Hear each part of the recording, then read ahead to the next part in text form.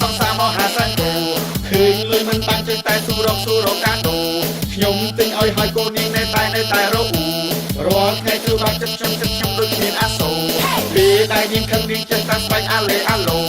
អីលើខ្ញុំធ្លាក់ខ្លួនមកពីឡានអាពីកោនៅផ្ទះអត់ពួកខ្ញុំដេកតែនៅលើអង្ការ៉ូពេលខ្ញុំអត់លុយស្រាប់តែចិត្តនាងក៏ចង់ផ្លាស់ប្ដូរ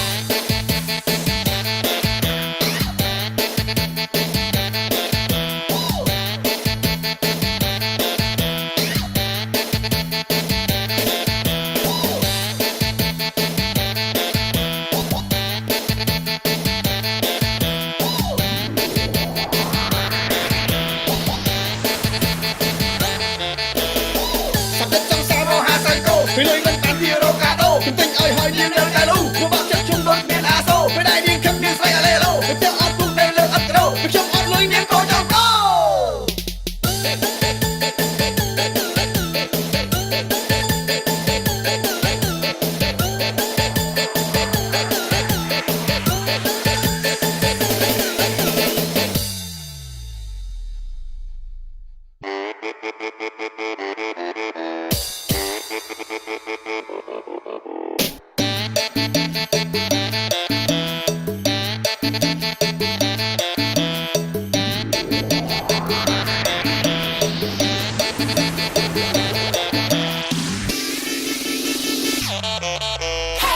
លើខាងពេកខ្ញុំកោលក់ឡានដល់ទិញម៉ូតូ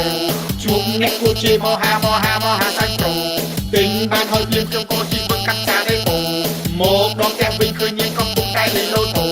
កាលនាងមានលុយគឺនាងលេងនៅតែកាស៊ីណូអីលើដឹកខ្លួនទៅបានជានាងដូចមិនសូវតូសំមកតែលើចាញ់អស់វិញរឿងមកពីស៊ីក្លូសុំខ្លាចហើយសងសាមហាកោ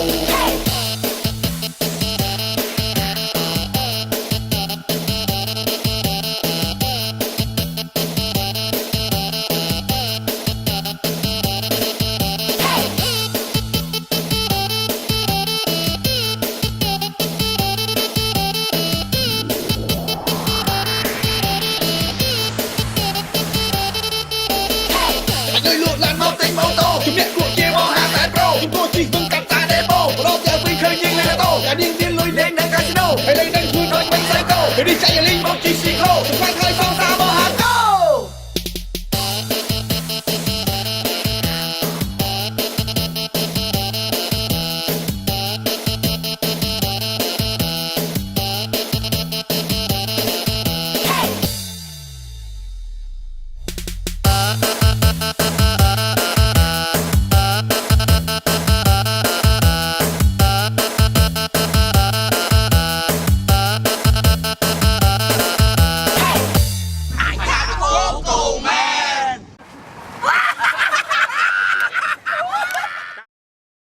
Gensberg ផលិតដោយជនជាតិអាល្លឺម៉ង់ឈ្ងុយស្រាបៀរអាល្លឺម៉ង់ឆ្ងាញ់លើសពីស្រាបៀរធម្មតា